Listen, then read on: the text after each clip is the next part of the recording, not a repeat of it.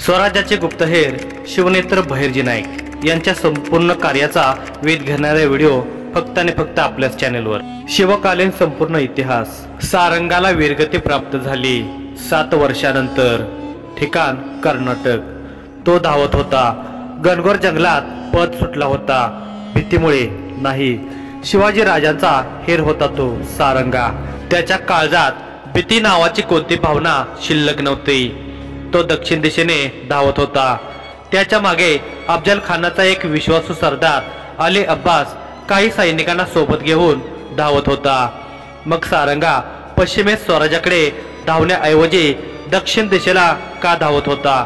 कारण शिवाजी राजांनी आदिलशाहीच्या गदग लक्ष्मेश्वर भागात लुटमार केली होती। सारंगाने अली अब्बासची दिशाभूल केली होती। स्वतःचा जीव दावणीला लावून तो दक्षिणेत धावत सुटला होता। आता तो कुर्ताकोटे या गावाजवळील जंगलात शिरला होता। तितक्यात सारंगाच्या घोड्यांचे हाड मोडून तो जमिनीवर पडला। सारंगा घोड्याला तेथे सोडून धावू लागला। बहिर्जी पथकाचा हेर नियोजनाशिवाय कुठले कार्य करणार नाही। मग हे सुद्धा त्याचे नियोजन असावे का? होय, नेहमीप्रमाणे ही कामगिरी सुद्धा पूर्वनियोजित होती। या मोहिमेचे नेतृत्व नाईकांनी केले नव्हते। नाईक 7 वर्षापासून मीर जुमला आणि मोगलावर लक्ष ठेवून होते। 4 वर्षापूर्वी या मोहिमेची आखणी केली होती, ती खुद्द शिवाजीराजांनी। या मोहिमेत सारंगाच्या मदतीला कावेरी ही होती। राजांच्या सांगण्यावरून योजनाबद्धरित्या सारंगा आणि कावेरी दक्षिणेत अफजलखानापर्यंत पोहोचले होते। या मोहिमेचे 2 उद्देश होते। एक तर राजांचे थोरले बंधू संभाजी राजांची हत्या अफजल खानाने केल्यामुळे त्याचा प्रतिशोध घ्यायचा होता। अफजल खानाची सुद्धा हत्या करायची होती आणि आदिलशाही सावरण्याच्या आधी दक्षिणेत लुटमार करायची होती। योजनेमुळे सगळे घडले होते। सारंगा आणि कावेरीने कित्तूरचे आदिलशाही वतनदार देसाई यांच्या सैन्यात प्रवेश मिळवला होता। कावेरी सारंगाची पत्नी म्हणून कित्तूरमध्ये राहत होती। हळूहळू सारंगा उच्च पदावर पोहोचला होता। या काळात अफजल खान दक्षिणेतच होता। देसाईच्या माध्यमातून सारंगाला अफजल खानापर्यंत पोहोचायचे होते आणि योग्य संधी बघून त्याची हत्या करायची होती। परंतु त्याआधी त्याला दक्षिणेतील प्रमुख पेठ्यांची इत्यंभूत माहिती गोळा करायची होती। दोन्ही योजना देसाईच्या सैन्यात राहूनच पूर्ण होणार होत्या। त्या घनघोर जंगलात सारंगा धापा टाकत धावत होता। त्याला जंगलाच्या मधोमध असलेल्या तलावापर्यंत पोहोचायचे होते। तिथे एक भुयार आधीच बनवण्यात आले होते। तिथे तो काही दिवस लपू शकतो अशी व्यवस्था करण्यात आली होती। कावेरी भुयाराचे दार उघडण्यासाठी भुयारात तयार होती। भुयाराच्या दारावर 2 वेळा दगडांचा प्रहार झाल्यास तिला भुयाराचे दार उघडायचे होते। परंतु परिस्थितीने थोडा दगा दिला होता। 4 वर्षापासून आखत असलेल्या या योजनेत एक बाधा उत्पन्न झाली होती। विजापूरचा आदिलशहा आजारपणामुळे मरण पावला आणि बडी बेगमने अनवरस पुत्र अली आदिलशहाला गादीवर बसवले होते। आदिलशहाची खबर मिळताच खान मोहम्मद आणि अफजल खान विजापूरला परतले होते। त्यामुळे अफजल खानाची हत्या होऊ शकली नव्हती। हे अफजल खानाला मिळालेले जीवदानच होते। पण संभाजी राजांच्या हत्येचा प्रतिशोध घेतल्याशिवाय स्वराज्याचे वीर आणि शिवाजीराजे शांत बसणार नव्हते। आता पुन्हा वेगळी योजना बनवावी लागणार होती। परंतु ही मोहीम 2 योजनांची होती। एक योजना आदिलशहाच्या निधनामुळे फिसकटली, परंतु दुसरी योजना मात्र पूर्ण झाली होती। शिवाजीराजांनी स्वतः दक्षिणेत येऊन सारंगाने चिन्हित केलेल्या पेठा लुटल्या होत्या। लूट घेऊन शिवाजीराजे पुण्याकडे निघाले होते। राजांना सुखरूप पोहोचता यावे म्हणून सारंगाने मुद्दाम अली अब्बासला भ्रमित करून दक्षिणेत पळवत आणले होते। घोड्याशिवाय तलावापर्यंत पोहोचणे सारंगाला अवघड वाटत होते। स्वराज्यासाठी आता मृत्यूला कवटाळण्याची घटिका आली होती, हे त्यांच्या अंतर्मनाने ओळखले होते। परंतु शूर मराठ्यासारखे झुंज देऊन मरावे या विचाराने तो एका मोठ्या दगडाआड लपला होता। अली अब्बास आणि त्याचे सैनिक आता मशालीच्या प्रकाशात त्याला शोधत होते। इतक्यात घोड्याला जखमी होऊन पडलेले त्यांनी पाहिले। तो दरेडखोर इथंच असणार। दात ओठ खात अली अब्बास अरबी भाषेत ओरडला, जखमी अवस्थेत पडलेल्या घोड्याजवळचा परिसर सैनिकांनी गोलाकारपणे घेरला। झाडांच्या आडोशाला ते शोधू लागले। त्या जंगलात उंच झाडे होती। झुडपांचे अस्तित्व फार कमी होते। सैनिकांनी म्यानातून तलवारी उपसल्या होत्या। चवताळून ते वेलीवर आणि अगदी छोट्या छोट्या झुडपावर तलवार फिरवत होते। त्यांच्या तीक्ष्ण हत्यारांनी झुडपे, छोटी रोपे जमीनदोस्त होत होती। निशाचर सर्प अचानक झालेल्या आवाजाने गोंधळले होते। ते वेगाने वारुळांच्या दिशेने सरपटत होते। अली अब्बास चांगलाच तापला होता। तो पुन्हा त्याच्या साथीदारावर कडाडला। सापडला का? नाही, साथीदार म्हणाले। कुठं पळून जाणार तो? इथंच लपला असेल, शोधा। जिवंत हवा आहे तो। त्याचे दोन्ही हातपाय कापून त्याला विजापूरच्या दरबारात उभं करायचं आहे, शोधा। सैनिक पुन्हा सारंगाला शोधू लागले। तो श्वास रोखून एका मोठ्या दगडाच्या आडोशाला लपला होता। त्याचा अंगरखा काट्यामध्ये अडकून केव्हाचा फाटला होता। कमरेपासून गुडघ्यापर्यंत शुभ्र धोतर शिल्लक होते। तेही जमिनीवर पडून मळकटले होते। त्याच्या गळ्यात रुद्राक्षाची माळ होती। त्याच्या विस्तृत छातीवर ती माळ श्वासासोबत खालीवर सरकत होते। त्याचे ओठ सुकले होते। त्याच्या बोटाच्या अंगठीत विष होते। त्या अंगठीला त्याने एक क्षण पाहिले आणि आजूबाजूला नजर फिरवली। अब्बासच्या सैनिकांनी त्याला चहूबाजूने घेरले होते, परंतु सारंगा मात्र त्यांना दिसत नव्हता। सारंगाने हळूच दगडाच्या आडोशातून डोके वर काढले। एखाद्या सैनिकाच्या डोक्यात दगड घालून त्याचे शस्त्र मिळवावे आणि आणखी एक दोन सैनिकांना मारून मगच अंगठीतले विष प्राशन करून देहत्याग करावा, या विचारात सारंगा होता। इतक्यात त्याच्या पोटाला शीतल स्पर्श झाला। एखाद्या स्त्रीच्या मुलायम स्पर्शासारखा तो स्पर्श होता। त्याच्या तापलेल्या शरीरात त्या शीतल स्पर्शाने एक लहर चमकली आणि तो दचकला। श्वास रोखून त्याने हळूच पाहिले। एक काळाचा नाक त्याच्या मांडीवरून पोटावर चढत होता। सारंगाच्या भोवया उंचावल्या होत्या। त्याचे डोळे शुभ्र झाले होते। झपकन त्याने पापण्या बंद करून घेतल्या। मृत्यूने त्याला आता पूर्णतः घेरले होते। बस आता आयुष्य संपले होते। शिवरायांचे मुख स्मरण करून मृत्यूसाठी सारंगात तयार झाला होता। राजे, तुम्ही पुण्यात सुखरूप पोहोचले असाल। तुमच्या सेवकाचा तुम्हाला शेवटचा प्रणाम। राजे, प्रणाम स्वीकार करा, सारंगा मनात बोलत होता। अचानक त्याला पानाची सळसळ जोरात ऐकू आली। त्याने नेत्र उघडून पाहिले तर समोर एक सैनिक, ज्याची दाढी छातीपर्यंत लोंबकळत होती। त्याच्या हातात लांबलचक शमशीर होती, जी हलक्याशा चांदणीप्रमाणे चमकत होती।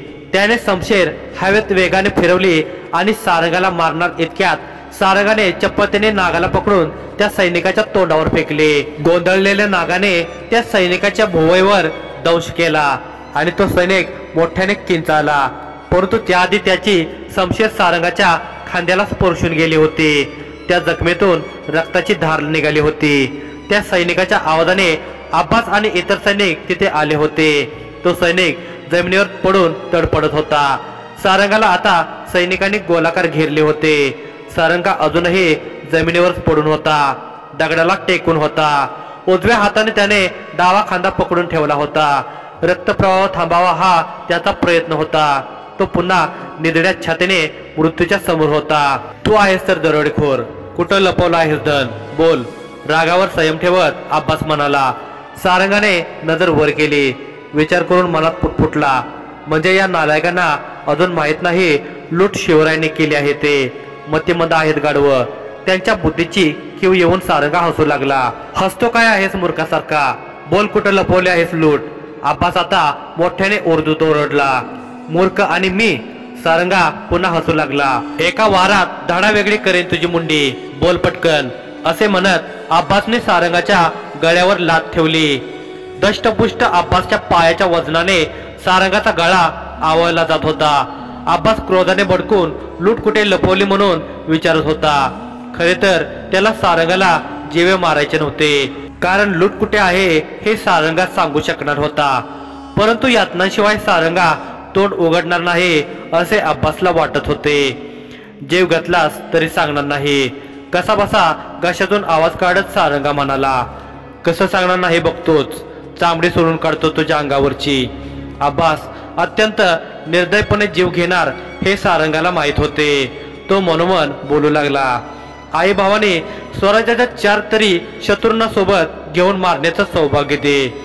सारंगा एका संधीच्या शोधात होता। अब्बास त्याच्या गळ्यावर ठेवलेल्या पायाचा दाब कमी जास्त करत त्याला लुटीबद्दल सतत विचारत होता। सारंगाचे डोळे विस्फारले जात होते। तो कसाबसा जमिनीवर हात आपटत होता। तेव्हा त्याच्या हाताला पातळात पडलेल्या तलवारीच्या मुठीचा स्पर्श झाला। पटकन त्याने उजव्या हाताने अब्बासचा पाय पकडला आणि तत्परतेने तलवार हातात घेत अब्बासच्या पोटरीवर ओढली। अब्बास आर्त किंचत जमिनीवर पडला होता। त्याचा पाय हाडापर्यंत खोल कापला गेला होता। त्याच्या नशिबाने ती तलवार सारंगाच्या उजव्या हातात नव्हती, नाहीतर त्याचा पाय शरीरापासून वेगळा झाला असता। सारंगा पटकन उभा राहिला। एका हाताने त्याने स्वतःचा गळा पकडून ठेवला होता। गळ्यात वेदना होत होत्या। त्याचा श्वासोच्छवास संयमित नव्हता। फार वेळ अब्बासने त्याच्या गळ्यावर पाय ठेवल्याने त्याच्या मस्तिष्काचा रक्तप्रवाह कमकुवत झाला होता। तो मोठमोठ्याने श्वास घेत होता। त्याच्या मानेला आता सगळ्या सैनिकांनी तलवारी लावल्या होत्या। त्यांनी त्याला वेढले होते। काही सैनिक अब्बासजवळ थांबले होते। त्याच्या पायाला कपडा बांधून रक्तस्राव रोखण्याचा प्रयत्न करत होते। अब्बास क्रोधाने सारंगाकडे पाहत होता। तो तडफडत ओरडला, भामट्या, जर तुला विजापूरच्या दरबारात उभं करायचं नसतं तर तू आतापर्यंत जिवंत नसतास। पण आता नाही, आता तू माझा वैयक्तिक शत्रू आहेस। तुझा मी जीव घेणार म्हणजे घेणारच। सारंगाने मान न फिरवता फक्त बुबुळ फिरवून चौफेर नजर फिरवली। त्याच्या हातात तलवार होती। 1-2 तरी सहज मारू शकतो हाच विचार त्याच्या मनात सुरू होता आणि तसा त्याने निर्धारही केला होता। इतक्यात अब्बासने सैनिकांना आज्ञा केली, या भामट्याचे आधी हात कापा आणि मग पाय, मग डोळे आणि जीभ। सैनिक अब्बासच्या आदेशाची अंमलबजावणी करण्यासाठी आणखी पुढे सरसावले। इतक्यात 2 सैनिक किंकाळत जमिनीवर पडले। त्यांच्या पाठीत तीर रुतले होते। इतर सैनिक मागे वळून बघणार इतक्यात सारंगाने त्याच्या मानेभोवती तलवार पकडून उभ्या असलेल्या सैनिकांना लाथेने बाजूला फेकले आणि आक्रमण सुरू केले। आवेगाने तो एकेकाच्या मानात छाटू लागला। सैनिक ज्या दिशेने तीर आला तिकडे धावू लागले। मूर्ख होते ते, समोरचे लक्ष सोडून अशा लक्ष्याकडे धावत होते जे अंधारात लपले होते। इकडे सारंगा 20-25 सैनिकावर एकटा तुटून पडला होता। त्याची तलवार हवेवर अधिराज्य गाजवत होती। ती वायुवेगाने चालत होती। सारंगा हवेत गिरक्या घेऊन त्या शत्रू सैनिकांचा वार चुकवत होता। त्याच्या गळ्यातली रुद्राक्षांची माळ छातीवर आदळत होती। जमिनीवर पडणारा एक सैनिक आर्त किंकाळत होता, विवळत होता। सगळ्यांच्या माना छाटल्या जात होत्या। पण अचानक त्याच्या पाठीत तलवार घुसली। सारंगाने वळून पाहिले। त्याच्या मागे अब्बास होता। कसा तरी तोल सांभाळत तो उभा होता। त्याचा चेहरा क्रोधाने फणफणत होता। इतक्यात एका सैनिकाने सारंगाच्या छातीवर वार केला। सारंगाने एका तलवारीच्या फटक्यात त्या सैनिकाला आडवे केले। अब्बासने सारंगाच्या पाठीत खुपसलेल्या तलवारीची मूठ फिरवली आणि तो पुटपुटला, कोण आहेस तू? तू कोणी दरोडखोर नाहीस। बोल, कोण आहेस तू? सांगतो, पण एक शर्त आहे। सारंगा कसाबसा पुटपुटला, अरे मरण तोंडावर आला आहे तरी शर्त, पण माझ्या शत्रूचं रहस्य जाणून घेणं मला गरजेचं आहे। तुझी शर्त मंजूर करतो, नाहीतर तो मेल्यावर मला कळणार नाही मी ज्याला मारलं तो नेमका कोण होता। अब्बास म्हणाला, माझं रहस्य जाणून घेतल्यावर तुला मी जिवंत सोडू शकत नाही, तुला मराव लागेल, हीच माझी शर्त आहे। सारंगा निर्भीडपणे म्हणाला। चवताळून अब्बासने सारंगाच्या पाठीतली तलवार काढून पुन्हा खुपसली। सारंगा थरथरत जमिनीवर पडला। इतक्यात वीज चमकावी तशी कावेरी अंधारातून बाहेर आली आणि दिसेल त्याच्यावर धनुष्याचे तीर सोडू लागली। बात्यातले तीर संपल्यावर तिने जमिनीवर पडलेल्या 2 सैनिकाच्या तलवारी उचलल्या आणि दोन्ही हाताने तलवारी फिरवत ती गनिमांना कापू लागली। तिची व्याघ्र दृष्टी भयावह वाटत होती। छातीतून मोठमोठ्याने होंकार भरत ती सैनिकांना कापत अब्बासपर्यंत पोहोचली होती। अब्बासवर तिने वार केला, पण अब्बासने तो वार तलवारीवर झेलला आणि त्याने आजूबाजूला नजर फिरवली। त्याचे सगळे सैनिक जमिनीवर पडले होते। डोळे मोठे करून त्याने कावेरीला विचारले, आता तू कुठून आलीस? अरे कोण आहात तुम्ही? अब्बास वैतागून बोलत होता। जय भवानी, जय शिवाजी म्हणत कावेरीने पुन्हा तलवार हवेत फिरवली आणि अब्बासवर वार केला। अब्बासने तो चुकवत तलवारीवर झेलला। मराठी आहेस तर याचा अर्थ शहाजीच्या पुत्रानं पाठवला आहे तुम्हाला। अब्बास म्हणाला, कळलं ना आम्ही कोण आहोत, आता तुला मरावं लागेल म्हणत वायुवेगाने कावेरी अब्बासवर तुटून पडली। कावेरीने चपळतेने अब्बासच्या जखमी पायावर लाथ मारली। अब्बास वेदनेने किंचाळला, पण अचानक त्याचा आवाज बंद झाला, कारण दुसऱ्या क्षणी कावेरीने त्याचे मुंडके धाडावेगळे केले होते। तिची नजर स्थिर होती, जणू तिने महाकालीचे रूप धारण केले होते। तिचा चेहरा शत्रूंच्या रक्ताने माखला होता, तलवारीवरून लाल भडक रक्त टपटपत होते। तिच्या श्वासाने वेग घेतला होता, तो वेग प्रचंड वाढला होता। काही वेळापूर्वी तलवारींच्या घर्षणाचा आवाज घुमत असलेले जंगल आता पूर्णपणे शांत झाले होते। सैनिकांच्या हातात असलेल्या मशाली जमिनीवर पडल्या होत्या, त्यातील अग्नीने आता चाला पाचोळ्याला आलिंगन दिले होते। हवेच्या झोक्यासोबत अग्नी वेगाने पसरत होता। जमिनीवर पडलेल्या सैनिकांच्या पार्थिवांना अग्नीने गिळंकृत केले होते। कावेरी पटकन सारंगाजवळ गेली होती। सारंगा मंद गतीने श्वास घेत होता। कावेरीने एका मृत सैनिकाचा अंगरखा फाडून सारंगाच्या पाठीवरील जखमेवर बांधत पोटावर गाठ मारली आणि त्याचे मस्तक मांडीवर ठेवत म्हणाली, सारंगा उठा, पाणी पाणी पाणी। असा सारंगा पुटपुटत होता। जवळच तलाव आहे आणि ते पाणी, काही होणार नाही तुम्हाला म्हणत कावेरी उठू लागली। पण तिने पाहिले की जंगलात पसरलेला अग्नी चांगलाच भडकला होता। सारंगाला इथे टाकून जाऊ शकत नाही म्हणून त्याला तिने उभे केले। खांद्याचा आधार देऊन ती त्याला घेऊन जाऊ लागली। थोडंच अंतर चालायचं आहे, इथं धुरामुळं तुम्हाला प्राणवायू मिळणार नाही। तुम्ही भुयारात विश्राम करा, मला माहित असलेला औषधी गोळा तुमच्या जखमीवर लावते, तुम्ही पूर्णपणे बरं व्हाल। स्वराज्यासाठी अजून मोठ्या मोहिमा घ्यायच्या आहेत आपल्याला, कावेरी बोलत होती। कावेरी, राजांना नमस्कार सांग, माफीही माग। थोरल्या राजांच्या हत्येचा प्रतिशोध मी घेऊ शकलो नाही। कसाबसा सारंगा पुटपुटला, तो अफजल खान एक दिवस राजांच्या हातूनच मरेल, तो प्रतिशोध राजेच पूर्ण करतील। पण तुम्ही हार मानू नका, तुम्हाला काही होणार नाही, तुम्ही राजांची ताकद आहात, राजांची ताकद कमी होऊ देऊ नका। कावेरी चालता चालता बोलत होती। नाही कावेरी, नायकांना निरोप दे, त्यांनी वाटसरूंची लुटमार करणाऱ्याला एका लुटारूला स्वराज्याची सेवा करायचं सौभाग्य दिलं, त्यांना म्हणा। पुढील शब्द सारंगा बोलू शकत नव्हता, त्यांच्यात आता इतका त्राण उरला नव्हता। कावेरी सारंगाला घेऊन आता तलावापर्यंत पोहोचली होती। तिने सारंगाला जमिनीवर झोपवले। मी पाणी आणते असे म्हणत ती पटकन तलावाजवळ गेली आणि पसेत पाणी घेऊन पुन्हा आली। सारंगाच्या मुखात तिने पसेतील पाणी ओतले, पुन्हा जाऊन पाणी आणते, परंतु दुसऱ्या पसेतील पाणी सारंगा पिऊ शकला नाही।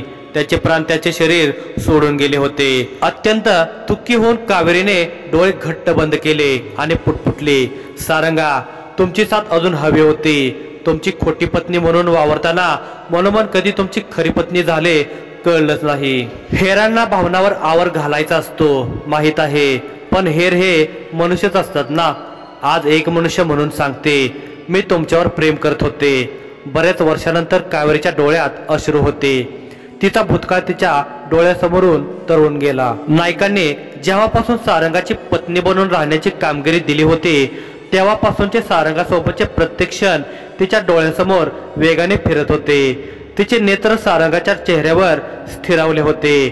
तिला आठवत होते की जेव्हा या मोहिमेसाठी ती आणि सारंगा देसाईच्या वाड्यातून गदगला निघणार होते, त्याच्या आदल्या रात्री सारंगाला ती तिच्या मनातील भावना सांगणार होती। 5 दिवसापूर्वी कित्तूर, कर्नाटक। रात्रीने मध्यान्ह गाठला होता। वाऱ्याचा मंद वेग वातावरणाचे सातत्य राखून होता। त्याच्या झुळकेसोबत तो रानातील विविध फुलांच्या गंधांना एकत्रित करून वातावरणात दरवळत होता। अर्धचंद्राचा प्रकाश चंदन वृक्षाच्या खोडावर पडत होता। एका सरळ रेषेत वाढलेले ते खोड मंद प्रकाशाने निळसर दिसत होते। अधूनमधून काजव्याचे लुकलुकणे निसर्ग सृष्टीचे सौंदर्य स्वर्गासमान भासवत होते। सारंगा हे सौंदर्य अनुभवत होता। त्याची दृष्टी निसर्ग सौंदर्याला न्याहाळत असली तरी त्याच्या मस्तिष्कात अफजल खानाच्या हत्येचे नियोजन गटांगळ्या खात होते। तो योजनेचे मुद्दे सतत आठवत होता, त्याच्या उलट्या परिणामांचा विचार करत होता।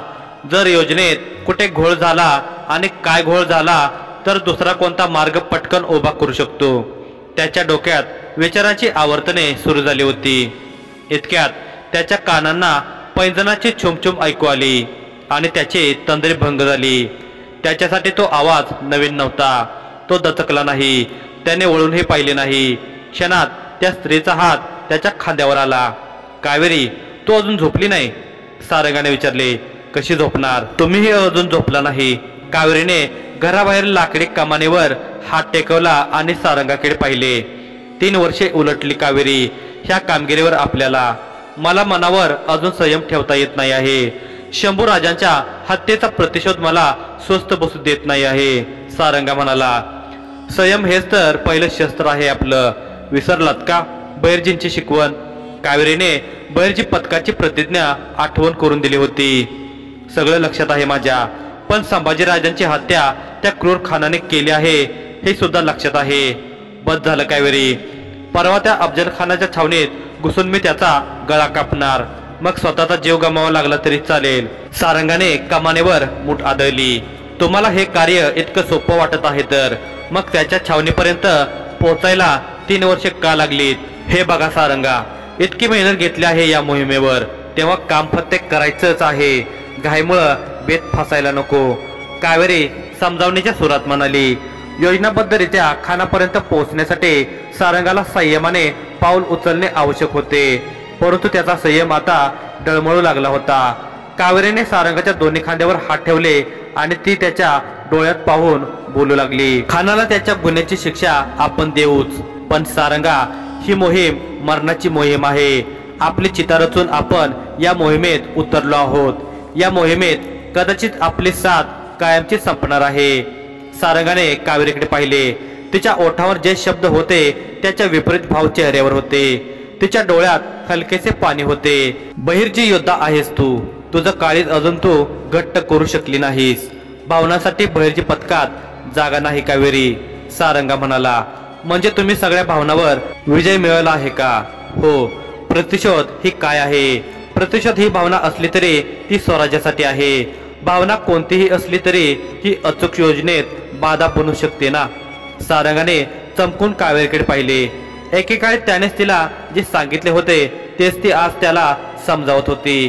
किंचित स्मित करून त्याने तिच्या गळ्यावरील केसामध्ये उजव्या हाताचा पंजा रुतवला आणि बोलू लागला।